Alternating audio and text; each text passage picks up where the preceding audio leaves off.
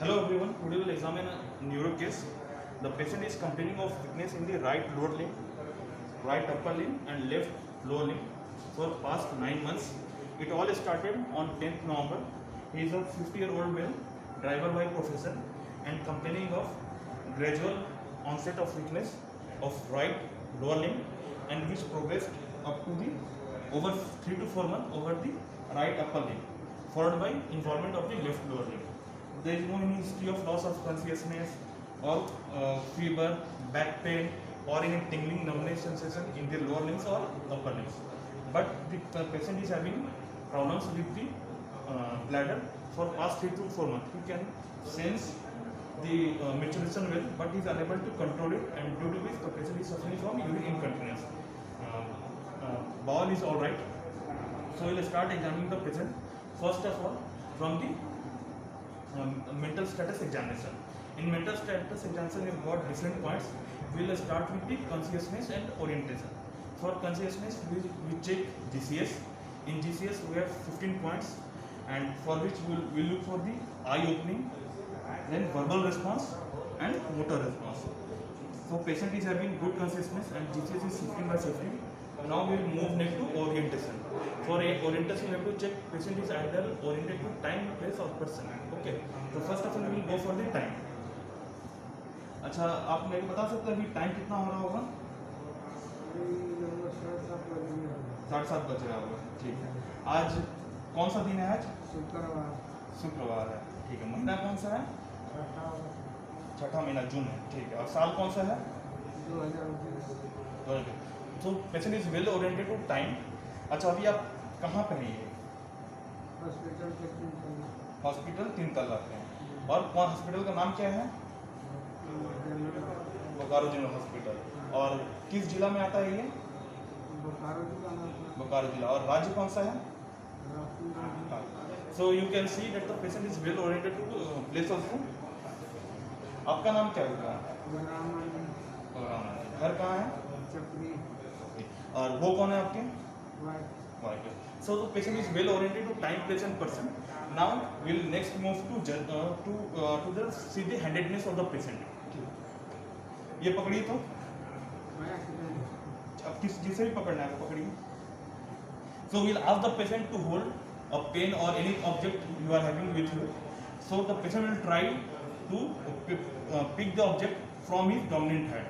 In this case, since the patient is still having the weakness of his right upper limb, still he is approaching with his right hand. This shows his handedness. So patient is right-handed person. Now I will move to judgment. In judgment, intelligence. In intelligence, we have got different points like judgment, intelligence, arithmetic, calculation, insight, and then reasoning and abstract thinking. So we will examine 1 by 1.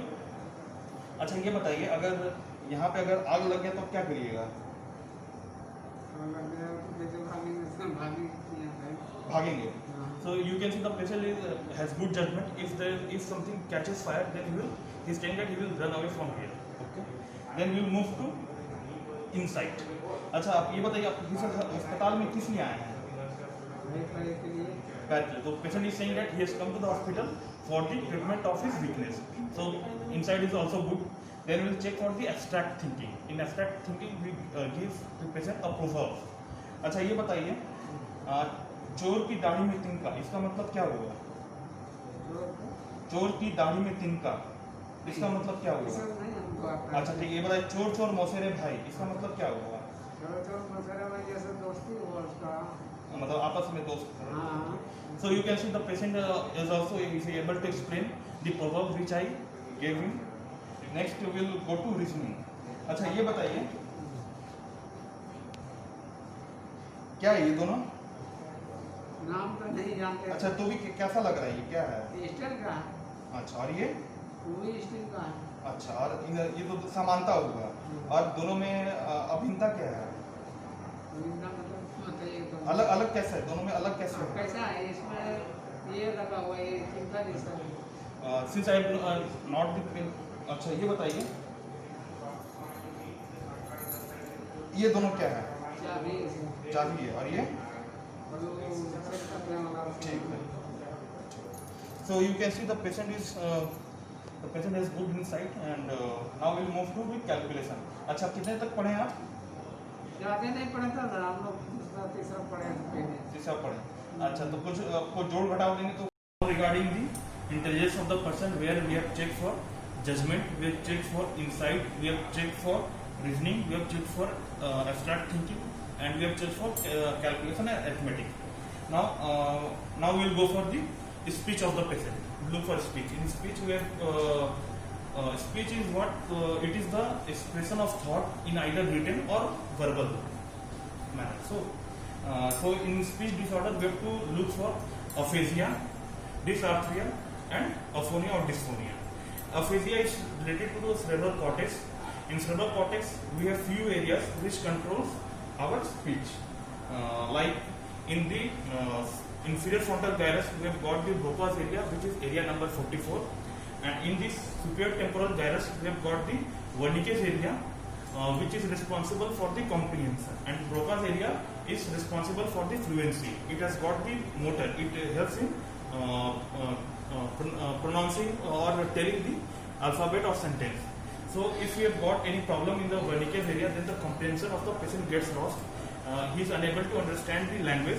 Suppose we are asking the patient what is his name, then he will answer something else, like yes, I had a good breakfast, or yes, I have eaten my meal, something like that. And in case of Broca's area, in which the comprehension is intact but the fluency is lost, so the patient will understand what I am telling but is unable to say it fluently. So that's the Broca's aphasia.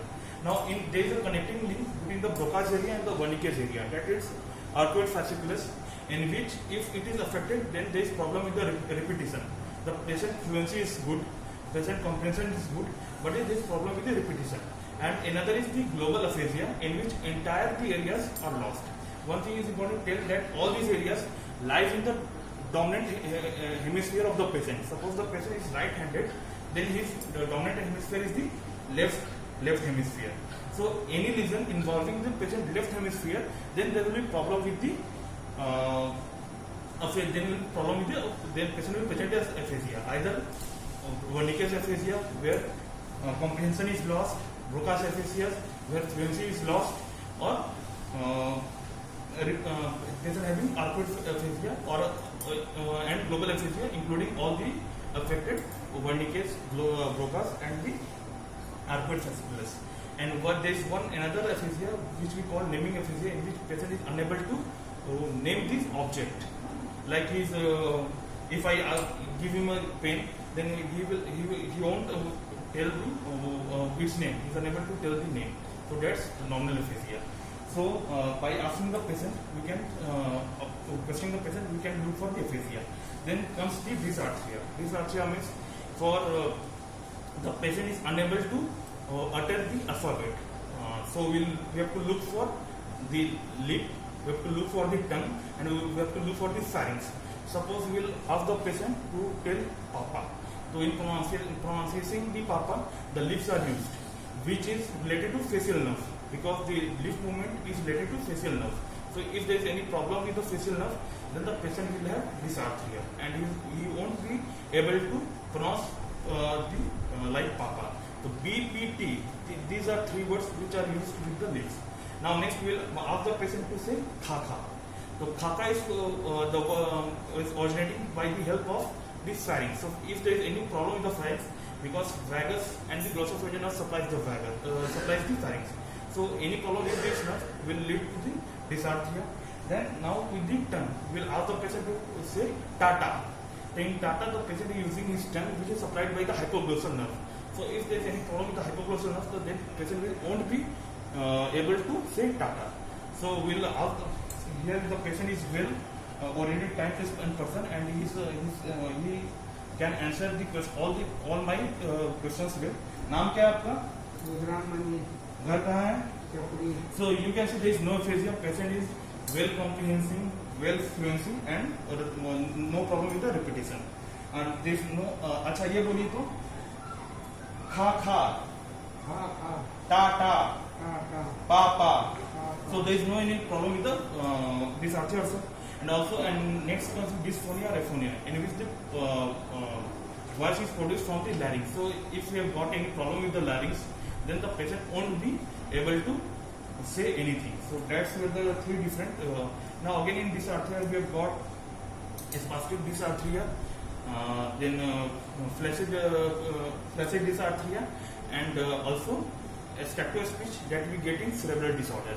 Then in human type of lesion we have got spastic dysarthria in which the tongue are small, and the example is pseudobulbar palsy.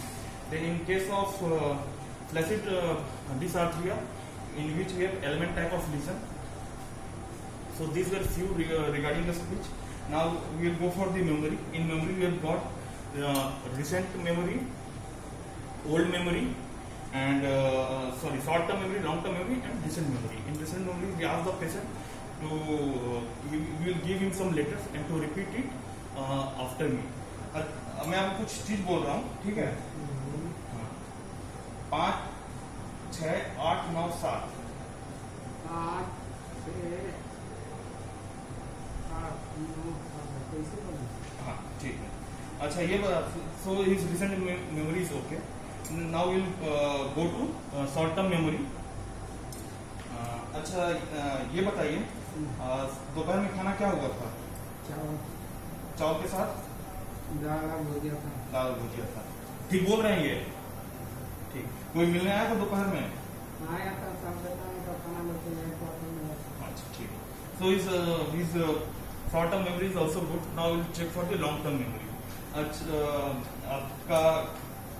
आपका शादी किस साल में हुआ था? 90 में. ठीक.